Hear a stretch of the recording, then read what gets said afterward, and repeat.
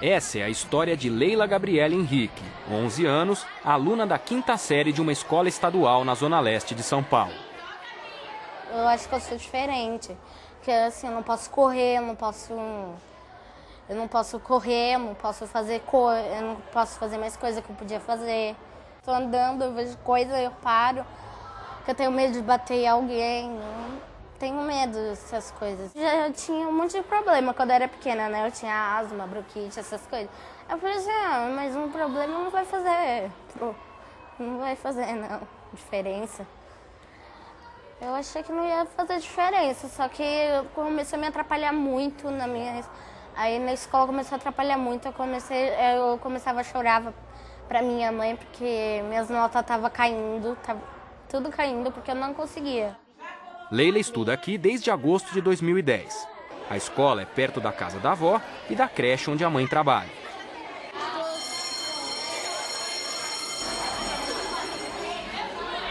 3, 4, 5, 6, 7. Acertei? Coloca um X. A senhora vire sua cadeira para ela. A senhora vire a sua cadeira para ele. 1, 2, 3 e já. Ímpar, ganhei. Água. Então vocês vão colocar o pontinho. Ela mesma se apresentou, professora, eu sou aluna nova aqui, né? Eu já tinha percebido, claro, né? Mas aí ela falou, olha, eu tenho epilepsia, eu sofro de epilepsia, alguma coisa assim. E disse que era diferente, que ela não tinha a convulsão, mas que ela tinha algumas ausências. Eles não tinham conhecimento nenhum, como na outra escola não tinha, como na outra que ela saiu, sobre a epilepsia, sobre o que fazer. Ficaram um pouco assustada, mas depois conversei bem, expliquei todo o problema dela. Porque geralmente acontece, o aluno chega, aí ele fica assim meio escabriadinho no cantinho, né? Ela não, eu já percebi isso nela, ela já chegou, já conversando com os outros, entendeu? Não teve medo de nada, vamos dizer assim. No começo eu achava ela meio estranha, né? Que ela não queria brincar de nada que a gente queria brincar. No primeiro dia a Brenda já me recebeu assim, legal, bem. Eu falei pra ela, expliquei as coisas. E eu pedi pra ela ficar perto de mim, por causa do meu problema de ausência, que ela nunca tinha visto. Eu falei assim, como se eu começasse a falar, assim, sem parar, começar a falar coisa com coisa, porque era pra procurar algum adulto, assim, próximo, pra procurar pra falar. Então eu posso dividir. Então vamos começar a decompor. Tudo começou em 2009, no último ano do ensino fundamental 1, aos 10 anos de idade. Primeiro eu comecei tendo os negócios na vista, que eu tava tendo umas visões na vista, essas coisas. Aí minha mãe até me levou pra oculista fazer exame de fundo de olho, não dava nada. Nada, aí depois minha mãe disse que ela acordou, ela escutou, e dias antes eu tava fazendo muito xixi na cama. E minha mãe falou assim que nem quando eu era pequena eu fazia.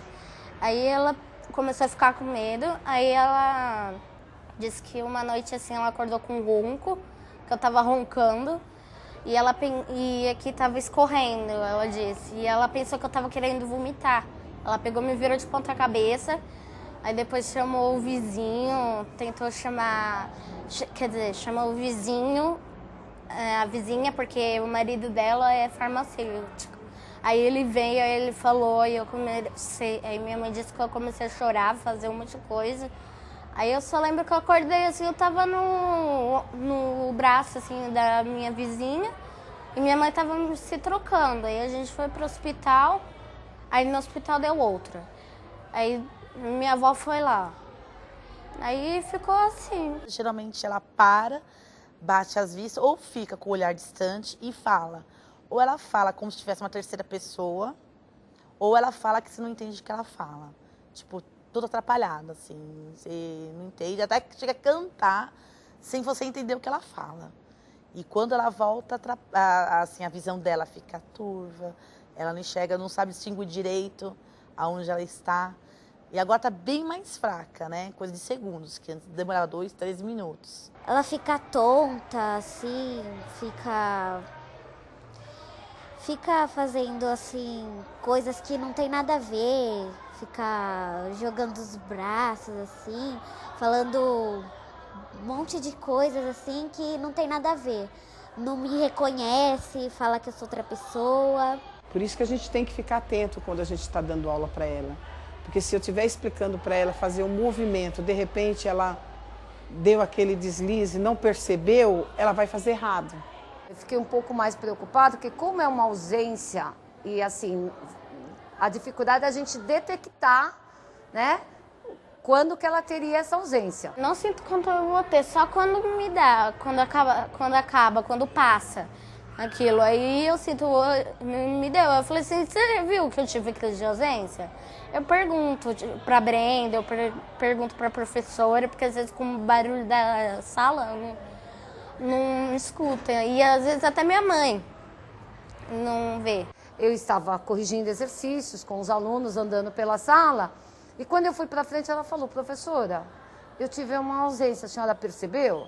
Eu falei, não. Eu falei assim, na verdade, se é tão rápido assim, e você perceber, você tem que pedir para alguém chamar a professora para a gente tomar, né? E conversei com os colegas que estão em volta, as amiguinhas, né? Que são várias meninas que sentam em volta, para estarem observando, porque às vezes são muitos alunos, mais de 30, então conforme você vai andando pela sala, às vezes ela pode ter e a gente nem perceber. As 2 primeiras semanas teve ausência todos os dias na escola, ninguém percebeu.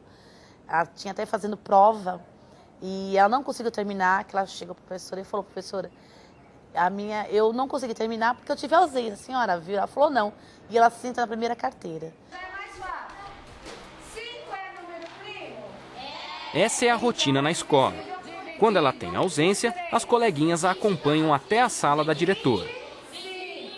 Não ter o conhecimento pode... Tem vezes que está até... Será que não é um pouco de manha da criança? Mas é complicado, porque é uma doença... não sei nem se pode falar que é uma doença, mas é grave, né? Porque você não identifica e é questão de segundos, né? Então, é pouco tempo dessa ausência, né? Então, acredito que fica difícil de visualizar. Então, tem hora que você fala, mas será que ela está ruim agora?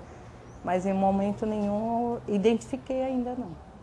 Eu tenho dificuldade, eu fico meio, assim, ansiosa porque não saber se é mesmo ou se a criança já está utilizando todos esses cuidados, já fez com que a criança não fantasiasse talvez, mas em nenhum momento posso de jeito nenhum oficializar que isso ocorreu.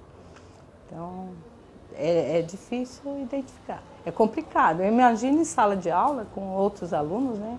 A dificuldade de visualizar que ela naquele momento está ruim. A escola liga, fala que ela teve uma ausência ou está tendo, aí para mim buscar. Aí eu já largo tudo que eu estou fazendo e vou buscar. Porque, mas que a gente estava falando, tem hora, dependendo da ausência, é coisa de 4, 5 segundos, o máximo 8 segundos, ela está recuperada já. Porque dá rápido, ela já volta a si, dá aquela sonolência, às vezes dá um pouco de sonolência. Se deixar ela sentadinha, recostada, ou se puder deitar um pouquinho, às vezes ela faz um sono de 5, 10 minutos, dependendo, aí ela recupera, ela pode voltar em aula.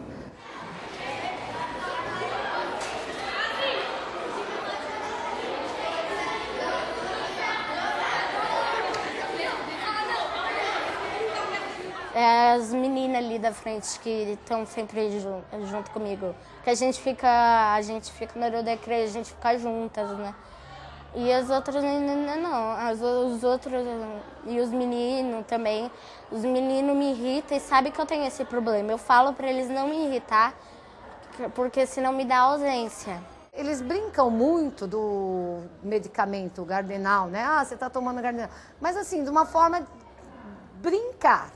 A gente observa que são brincadeiras que eles têm entre eles, são crianças, 10, 11 anos, que estão entre eles, eles procuram ver o que o outro tem ali de defeito, às vezes, né, digamos assim, para poder brincar com o colega, né, mas não como um preconceito em relação à doença, não vejo dessa forma, não. A doutora Ana Hamad, do Departamento de Epilepsia Infantil da Universidade Federal de São Paulo, é a médica da Leila. A criança que está tendo crises frequentes, aconteceram semanas em que ela tinha crise quase todos os dias, 1 ou 2 vezes por dia. E até mais, aconteceu em alguns momentos, mas assim, ficou um tempo assim. Então isso, existe a crise, o pós-crise, que por mais que não seja muito significativo nela, existe um pós-crise. Então, nesse tempo em que ela teve a crise, um pouco depois, ela deixou de acompanhar aquilo que estava acontecendo no dia a dia dela.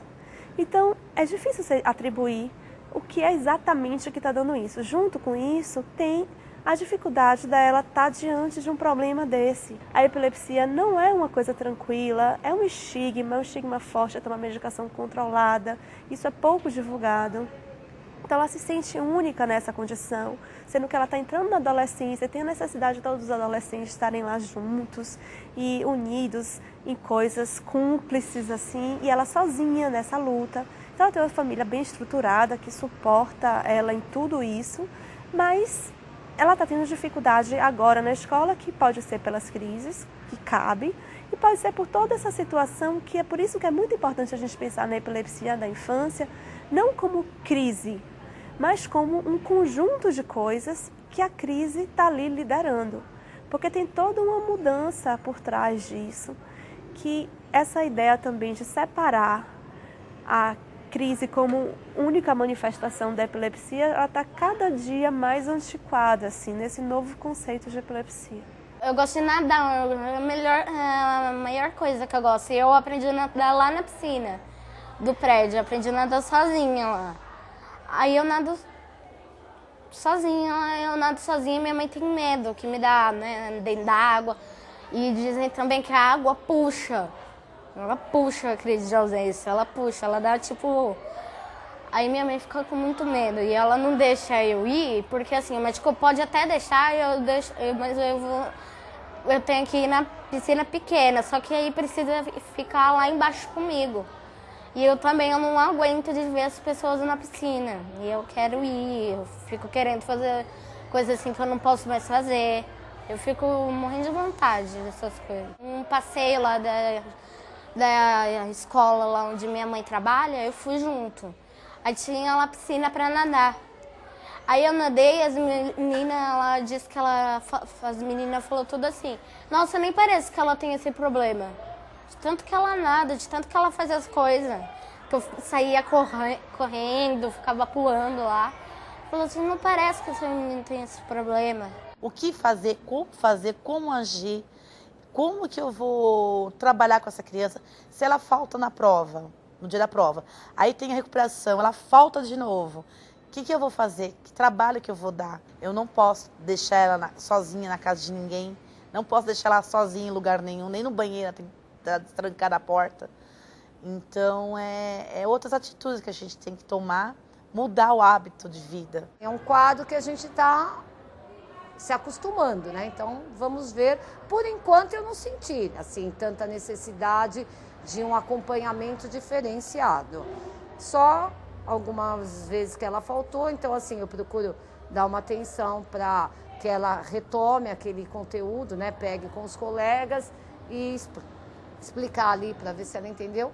Que ela me parece, assim, bem esperta, bem ativa. Então, espero que consiga driblar, né, os probleminhas. Eu acho que eu sou diferente, porque assim, eu não posso correr, eu não posso correr, eu não posso fazer mais coisa que eu podia fazer. Aí eu fico me achando muito diferente dos outros.